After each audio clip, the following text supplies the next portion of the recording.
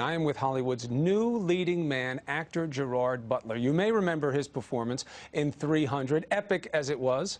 I would say there he is, looking in pretty decent shape. Now he's taken on a totally different role in one of the summer's hottest romantic comedies. It's called The Ugly Truth. He plays somewhat of a shock jock who thinks he knows everything about relationships, but finds out he's got a lot to learn, like most men. Mr. Butler, nice to have you here this morning. Nice to be here. Thank you. So, looking at your past, do you miss the law career that you had before you got into this? No, not really. Every now and again I have a... I would phrase it as a nightmare that I'm back in the office. But I got to say, I have no regrets about wherever I've been in my life. I mean, I had to do that to be here. I think if I'd started as an actor at, 16 years old, I wouldn't be here now.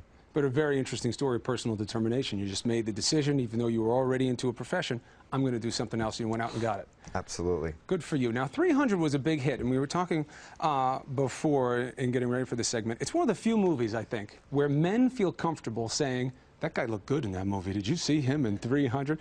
Did you build up a male fan base, do you think, after 300? Yeah, yeah, I did. Yes. Loads of them all over the world. No, I mean, I've run into people with tattoos of me on their chest and down their arm, and like this one here. That was good, actually. That was a nice job.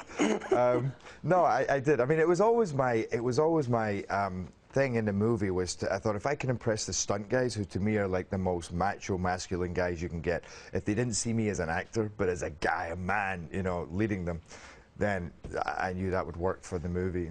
And a great testament to the acting is obviously the switch you've made into romantic comedy with The Ugly Truth here.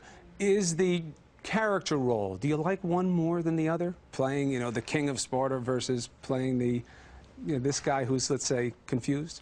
I don't think he's that confused. I think he's pretty outspoken, and he's a little too certain about his ideology about sex and relationships.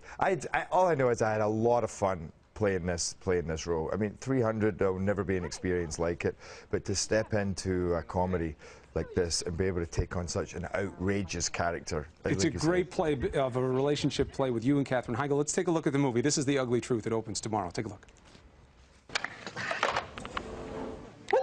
Doing? I'm saving you. He was blowing you off. He wasn't blowing me off.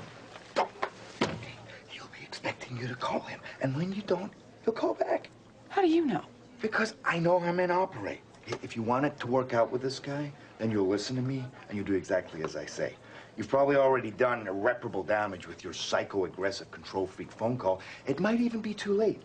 And if you do salvage the situation, you'll never be more than Abby, his desperate neighbor. I'm not desperate. Did you think I sounded desperate?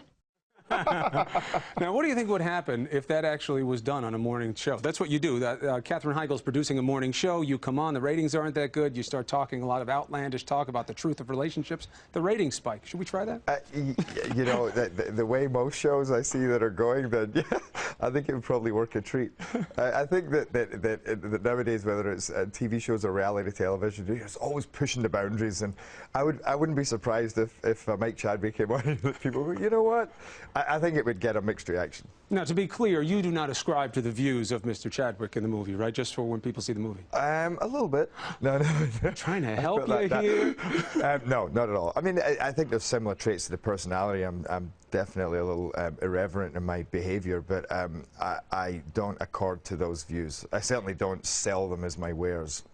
And you wind up making someone who comes off course in the beginning seem lovable by the end of the movie. It's a very sweet tale. Well, that's always my purpose. If you can make a rogue lovable, then you've done your job. Well, safe to say, I think you succeeded. Gerard Butler, a pleasure.